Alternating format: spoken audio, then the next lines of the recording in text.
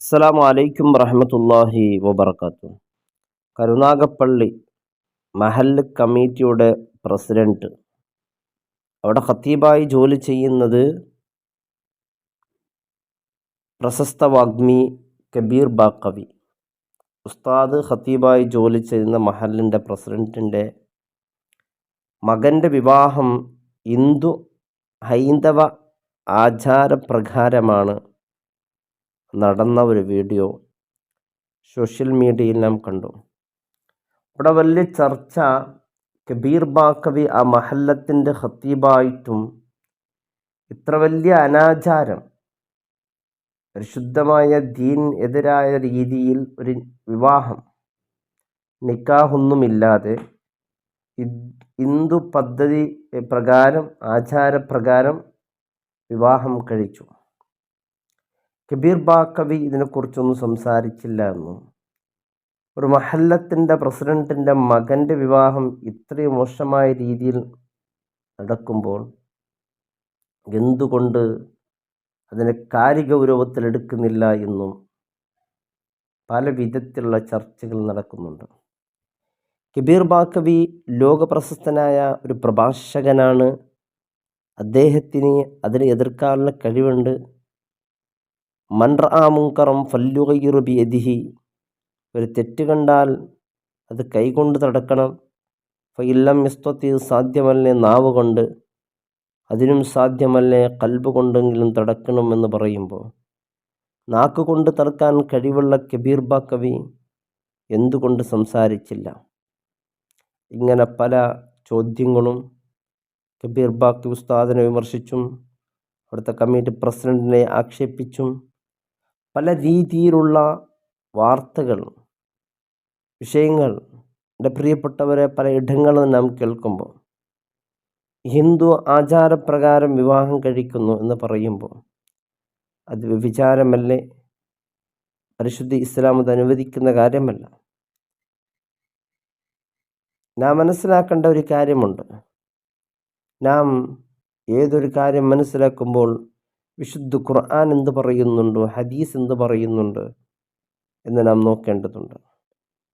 ഇത്തരത്തിലുള്ള ഒരു സാഹചര്യത്തിൽ ഒരു മഹല്ലത്തിൻ്റെ പ്രസിഡൻ്റല്ലേ മകൻ്റെ വിവാഹം ഇതുപോലെ ആകാൻ പറ്റുമോ എന്ന് ചോദിക്കുന്നവരോടും, മഹല്ലത്തിൻ്റെ പ്രസിഡൻ്റായതുകൊണ്ട് ആ മക്കൾ നല്ല ദീനി ബോധമുള്ളവരായിട്ടേ വേണം എന്നോ അങ്ങനൊന്നും ഇസ്ലാമിലില്ല. ഒരാൾ വലിയ പണ്ഡിതനായതുകൊണ്ട് അദ്ദേഹത്തിൻ്റെ മക്കൾ അതേപോലെ പണ്ഡിതനാകുമെന്നോ, ഈമാൻ അടിപറച്ച് വിശ്വസിക്കും, നല്ല ജീവിതം നയിക്കുമെന്നും ആരും വിചാരിക്കേണ്ട. അത് നടക്കുന്ന കാര്യമല്ല.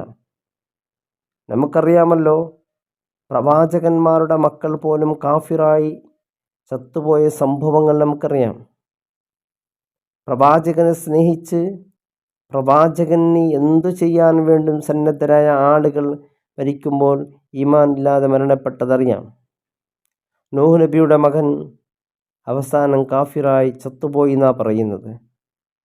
ഉപ്പക്കെതിരെ, ദീനിനെതിരെ സംസാരിച്ച ആ നൂഹ് നബിയുടെ മകൻ അവസാനം മുസ്ലിമാകാൻ സാധ്യമായിട്ടില്ല. അബൂ താലിബ് അല്ലാഹുവിൻ്റെ റസൂലിനെ പൊന്നുപോലെ പോറ്റി വളർത്തി, റസൂലിനോട് വലിയ സ്നേഹമായിരുന്നു. എന്നാൽ ഈ ഹിദായത്ത് എന്നുള്ളത് അള്ളാഹു നൽകുന്നതാണ്. പള്ളി പ്രസിഡന്റ് മകൻ ഹിന്ദു ആചാരപ്രകാരം വിവാഹം കഴിച്ചു എന്നതുകൊണ്ട് അദ്ദേഹത്തിന് ഹിദായത്ത് കൊടുക്കാത്തതിൻ്റെ കാരണം അവിടുത്തെ മഹല്ല ഖത്തീബായ കബീർ ബാക്കവിനെയോ അല്ലെങ്കിൽ അവിടെ മറ്റുള്ള ആളുകളെയോ വിമർശിക്കുന്നതിൽ അർത്ഥമില്ല. ഉപദേശിക്കാമെന്നല്ലാതെ അത് ഉൾക്കൊള്ളേണ്ട അവരുടെ ബാധ്യതയാണ്. അദ്ദേഹം ഇപ്പോൾ പുതിയ ഒരു വാർത്ത, ഈ സങ്കടം കൊണ്ട് ഉസ്താദ് അവിടുന്ന് ഖത്തീബ് സ്ഥാനം ഒഴിവാക്കി എന്നുള്ള ഒരു വാർത്തയും കേൾക്കുന്നുണ്ട്. അതൊക്കെ അദ്ദേഹം പ്രസംഗിക്കുന്നതും ഒഴിവാക്കുന്നതെല്ലാം അവരുടെ ഇഷ്ടമാണ്. നാം ജീവിക്കുന്നത് ഇന്ത്യ മഹാരാജ്യത്ത് വെച്ചാണ്. ഇവിടെ അവരവരുടെ ഏത് ധർമ്മത്തിലേക്ക് പോകാനും അവർക്ക് സ്വാതന്ത്ര്യമുണ്ട്. അവർക്ക് ആരെ കൂടെ ജീവിക്കാനുള്ള സ്വാതന്ത്ര്യമുണ്ട്. അതിന് നമുക്ക് തള്ളി പറയാനൊന്നുമാവില്ല. അതിൻ്റെ പേരിൽ ഒരു മഹല്ലത്തിനെയോ അവിടുത്തെ പ്രസിഡന്റിനെയോ ആക്ഷേപിച്ചൊരു കാര്യമില്ല. എന്നാൽ നൂഹ് നബിയെ മകൻ കാഫിറായതിൻ്റെ പേരിൽ നൂഹ് നബിയെ ആക്ഷേപിക്കുന്നതിൽ അർത്ഥമില്ലല്ലോ. ഹിദായത്ത് അല്ലാഹുവാണ് കൊടുക്കുന്നത്. ഇന്ന് നമുക്ക് ഹിദായത്തുണ്ടെങ്കിൽ നാളെ എന്ത് സംഭവിക്കുന്നറിയില്ല. രാവിലെ മുസ്ലിമായി പോയവൻ രാത്രി വീട്ടിലേക്ക് വരുമ്പോൾ കാഫിറായി വരുമെന്ന് ഹദീസിലുണ്ട്. ആ കൂട്ടത്തിൽ അല്ലാഹു നമ്മെ പെടുത്താതിരിക്കട്ടെ. മരിക്കുമ്പോൾ ഈമാൻ സലാമത്തുല്ലാഹു നൽകി അനുഗ്രഹിക്കട്ടെ. കബീർ ഉസ്താദ് അവിടെ നിന്ന് വിട്ടു എന്നുള്ളൊരു തീരുമാനം സന്തോഷകരമായ തീരുമാനം തന്നെയാണ്. പ്രതികരിക്കേണ്ടത് അങ്ങനെ തന്നെയാണ്. അല്ലാഹു റബ്ബ് സുബ്ഹാനഹു വ തആല ഹിദായത്ത് എന്നുള്ള ആ മഹത്തായ ആ സൗഭാഗ്യം നമ്മേവർക്കും അല്ലാഹു നൽകട്ടെ. മരിക്കുന്ന സമയത്ത് ലാ ഇലാഹ ഇല്ലല്ലാഹ് ഉച്ചരിച്ച് മരിക്കുന്ന മുത്തഖീങ്ങൾ അല്ലാഹു പെടുത്തട്ടെ.